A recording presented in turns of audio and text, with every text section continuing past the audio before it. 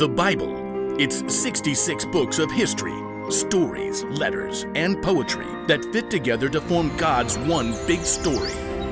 The epic adventure of how He created us and loves us so much that He made a way to rescue us. As we travel through the Bible, from Genesis to Revelation, we discover people who met God and found their lives changed forever. Now, for an amazing story, inspired by the book of John, chapters 18 through 20. In the days before electricity, people were used to living in darkness much of the time. But no one had ever known darkness like the deep dark that descended during Passover week nearly 2,000 years ago. Jesus had arrived in Jerusalem to shouts and cheers. Hosanna! Hey, blessed is the King! Hosanna! But the religious leaders had been plotting a way to get rid of Jesus, and they had found the perfect way to get to him through one of his closest followers, Judas. What will you give me if I hand Jesus over to you? For 30 pieces of silver, Judas promised to betray Jesus, the light of the world. Darkness was coming, but Jesus wasn't surprised. After a special Passover meal with his friends, he told them, "In a little while, you will no longer see me. Then after a little while, you will see me." Jesus led his friends across the Kidron Valley to a garden called Gethsemane. This very night, you will all turn away because of me. Peter hurried to step right up beside Jesus. All the others may turn away because of you, but I never will. In the garden, Jesus pleaded with God in prayer. My Father, is it possible for this cup to be taken away? But if I must drink it, may what you want be done. His friends couldn't stay awake long enough to pray with Jesus. But soon, the dim silence of the garden was broken. A mob of soldiers and officials streamed into the garden carrying flaming torches. Judas marched right up at the front and led them straight to Jesus. Who do you want? Jesus of Nazareth! I am he. At first, everyone fell back, but then they surged forward to grab Jesus. Peter tried to defend him with the sword, but Jesus stopped him. Put your sword away. Shouldn't I drink the cup of suffering the Father has given me? Jesus was tied up and taken to the high priest for questioning. Panicked, his friends fled into the darkness, except for Peter and John, who followed at a distance. Peter waited outside in the courtyard, while John slipped inside. You aren't one of Jesus' disciples, are you? Peter, afraid for his life, froze. I am not.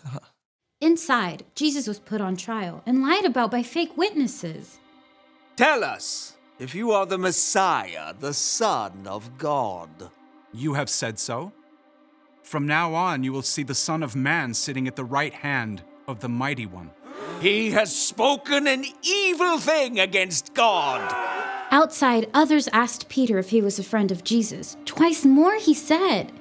I am not. Jesus' own friends had abandoned him. Even as bleak morning light grew, darkness continued to gather. Because the Jewish leaders couldn't sentence anyone to die, they sent Jesus to the Roman governor, Pilate. What charges are you bringing against this man? He has committed crimes! Pilate questioned Jesus himself. Are you the king of the Jews? My kingdom is not from this world. I was born and came into the world to be a witness to the truth. Everyone who is on the side of truth listens to me. Pilate returned to the crowd. I find no basis for any charge against him. Pilate was afraid of the Jewish leaders who could get him in trouble with the Emperor Caesar. So he gave in, and Jesus was beaten. A crown of sharp thorns was pressed into his head, and he was handed over to the soldiers to be crucified. You! Carry this! Jesus was forced to drag the heavy beams of his own wooden cross through the streets of Jerusalem to a barren hill outside the city walls, Golgotha. Jesus' arms and legs were nailed to the rough cross using heavy spikes. Then, the cross was raised up to stand between two other crosses holding thieves. Even though it was the brightest part of the day, darkness began to close in. Must be a storm coming in. Jesus' mother, along with a few of his followers, looked on, their hearts breaking. Around mid-afternoon, Jesus cried out, My God! My God! Why have you deserted me? It is finished. Then Jesus bowed his head and died. The earth shook, rocks split open, the darkness of despair settled into the hearts of Jesus' friends. His body was taken to a nearby garden and placed in an empty tomb. A heavy stone was rolled in the way to block the entrance. Soldiers were even sent to stand guard during the long, dark night. But even in the deepest darkness his world had ever known, God was still at work. Early on Sunday, even before the sun rose, Jesus' friend Mary Magdalene crept to the entrance of the tomb. But when she got to the entrance, the heavy stone had been rolled away. It's empty. Confused, Mary raced to find Peter and John. They too saw the empty tomb and returned home, still trying to understand. Mary stayed behind in the slowly growing light. Tears filled her eyes as she bent into the tomb to see once again. Oh! Two bright angels dressed in white sat where Jesus' body had been laid. Mary turned back to the garden, her breath catching in her throat. The rising sun nearly blinded her, but she could see a man standing there. Woman, why are you crying? Who are you looking for? At first, Mary thought this must be a gardener, but then he spoke again. Mary. Teacher!